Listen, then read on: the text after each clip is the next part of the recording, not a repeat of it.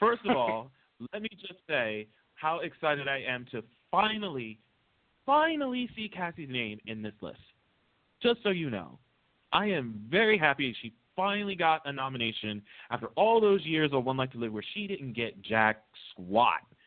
To finally get her in this category, I'm happy for her. She did work after Paige's death. I have to admit, she really did. I'm very happy to see her name up in here. So much love to you, Cassie.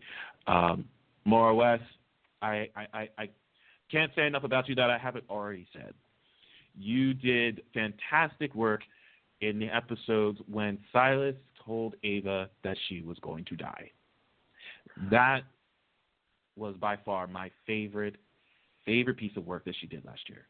Loved every Can we just say for the record that Maura West does outstanding work every day? Like, pretty much. For the record, no matter what it is that she does. We're going back to 1995, all right? We're going back to 1995 where she did astounding work every day when she was on As the World Turns, and now going all the way up to here to General Hospital. This woman, she needs to teach. She needs to teach lessons to people. I mean, this is how you play. She knows how to play, and she will play. You know, one of the things about her as an actress that I think is so captivating as a fan and even as, a member of the soap press is she commits 110% no matter what. I can put it this way. When you look at Ava, I don't see Carly Snyder. And, I'm going to call her Carly Snyder because I can't pronounce her maiden name. I've never been able to pronounce her maiden name. So, when I look at her, I don't see Carly Snyder. I don't see that character that she was on Young and Restless. She's Ava. She's, a unique. She stands up on her own. And Ava is such an unsympathetic character in the way that she's been written, but she becomes sympathetic because of Maura's performances. We throw nuance around a lot in the soap press when we talk about the actors who can do it, because not everyone can. Not everybody knows how to find the nuance and the subtext in the script to bring out a layered performance to, take you on an emotional roller coaster. One of the things that you've always said, and I've echoed it as well, is every word means something. There's no throwaway line when it comes to Maura as an actress. Every word means something, and every direction, means something. There's not a whole lot of people who can do a lot with their face and go through, dozens of emotions at one time. And that's how it is with Ava. Ava's a murderer. She stole her daughter's boyfriend. She's not a very good person, but that she's complex. She's damaged in a way. She's very strong. She wants to be accepted for who she is and not have, this notion that sometimes is thrown up with Sunny where, they're all, but you're a mom. How could you endanger, the life of your child? And she's like, but you do the same thing. There's a feminist quality to Ava that, that I love a lot. But I feel like in the hands of someone who couldn't handle it, the hands of someone who doesn't have her skill set, Ava would be a one-note character. Yeah. And, she's not because of Maura. And, I just kind of went off on a tangent there, but it's the truth. Anybody who sees my timeline when I am tweeting about the show knows that I always have something glowing and nice to say about her on pretty much every week. So that's it. Pretty much. It's the same on my end. And, I mean, as you said, it's just the way that she performs this character. She just gives so many layers to Ava, and she is that character who absolutely gives no fucks whatsoever. And the sad part of it is we love that about her. We love that about Ava. She gives no fucks, and we don't care. We love that about her. Can we say that about any other character? Can we really? No, not really. Not really. I don't think so. But, with the lead actress category, I feel like, first of all, great group of nominees. I think that Everyone has great work that they could pick to submit for their the final round of judging. But before we get further into that, I do want to mention something regarding the pre-nominations. There was one glaring omission that I can say that I think is pretty much universal amongst all the press. Oh, my God, yeah, we definitely got to get into that. We really do. That is The Bold and the Beautiful's Carla Mosley. She plays Maya, now Forrester, on The Bold and the Beautiful. 2015 was a very bold, no pun intended, year for The Bold and the Beautiful. They embarked on a transgender storyline that showcased, the past of Maya and her journey to the woman that she is. And I feel like one of the things that made watching that story so beautiful was the way that she sold it. I was not the biggest Maya fan for the longest time. Soap writer Michelle Valjean can back me up on that. And there was something that she said to me a couple of years ago where she said, just give her a chance. Just watch her journey. And I did. And watching as Maya went from being, portrayed as the scheming gold digger to being someone who really hasn't changed. She's always felt that she deserved more. She's always felt that she wanted to be someone other than what people saw her as. And The Bold and the Beautiful for 2015 gave us that storyline. And the work that she put in last year was phenomenal. And I know, with everybody submitting, their names, there's bound to be some people that were left off. But I was very disheartened when the pre-nominations came out in January and saw that her name was not on the ballot, because I could have. Everybody thought she was going to be a shoo-in for the final nominations and possibly even win.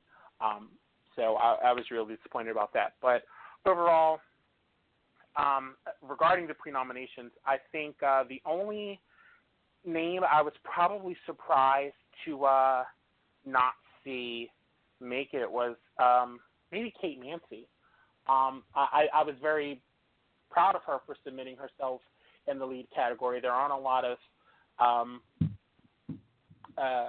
people who would have done that. A lot of people might have convinced her to, throw your hat in supporting because, it might be, it might be easier for you to get a nomination. But I was proud of her for submitting in lead. I'm disappointed that she didn't get a nomination, but overall, I'm really happy with the actresses that did make it. I think it's going to be a really amazing category this year. Adding on to your comment about Carla Mosley, I've never seen such a resounding amount of support when everybody went on Twitter and just voiced their upset at the fact that she did not get a pre-nomination. I was one of those people, and I really did think that she was a shoo-in. As you said, I really thought that she was going to get a pre-nom, let alone an actual nomination, because she really did fantastic work. And this is also coming from somebody who didn't really see the appeal of the character of Maya at the time, because I really never saw her as somebody to root for, somebody that I want to talk about on a daily basis.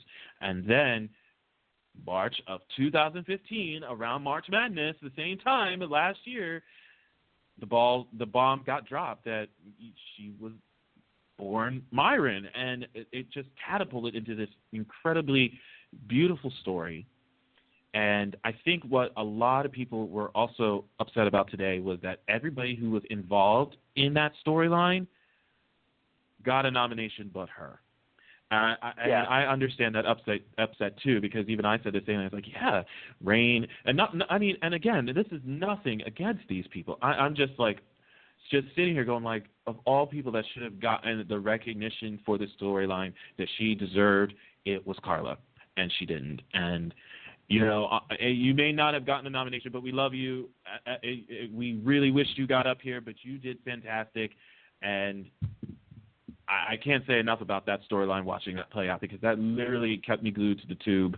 every single day. So very proud of her. Very proud of her for all the work that she was able to do. These are, as you said, a fantastic group of women that are in this category.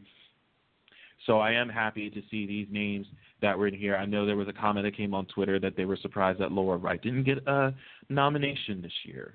And, of course, this is just me being biased, but I kind of expected her to be in there myself. But it was but as I said, this is a really great group of women, so I'm not upset in the least for this category at all. Not in the least.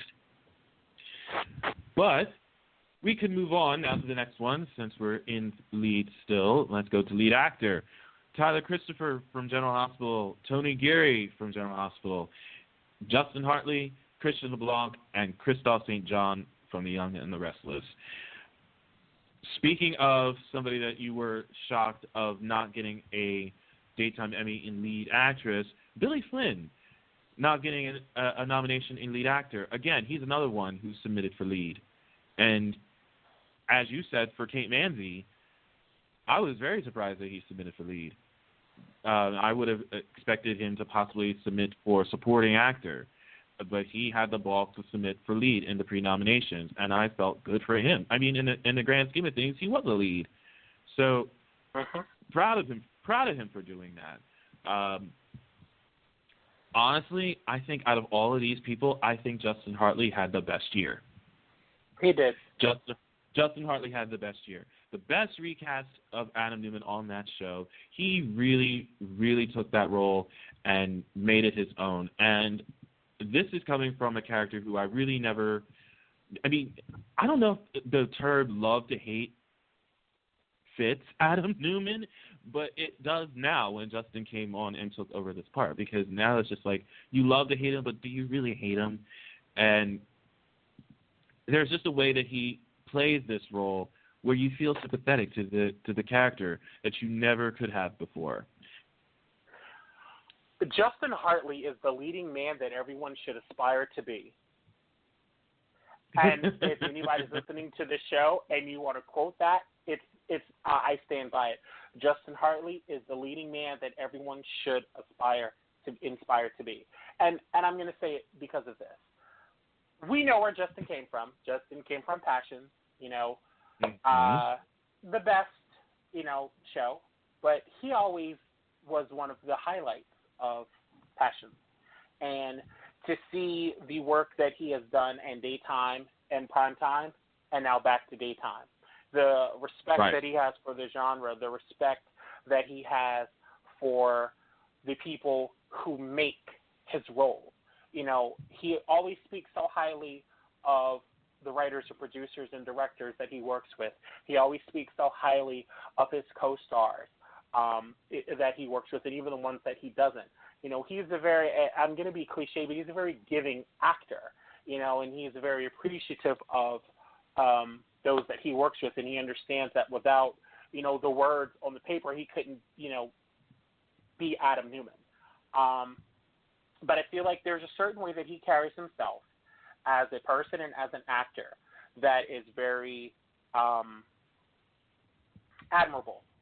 And I feel like, coming into a situation with Adam that was a very, popular role played by, a very popular actor, and he made it his own. And he's done phenomenal work with Melissa Claire Egan. He works great opposite, Eric Braeden and so many others. And for him to be in this category is a great thing.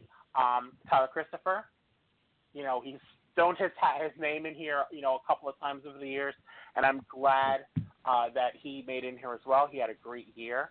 I'm not 100%. Actually, I think there are some really great things that he could pull from in regards to what he's going to submit for the final round. I feel like Christian LeBlanc also had some great material to work from last year. I'm one of the people who usually, complains because I feel like they don't do enough with Michael. But last year he had some great material.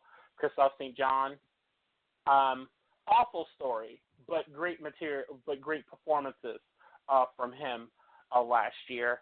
and Tony Geary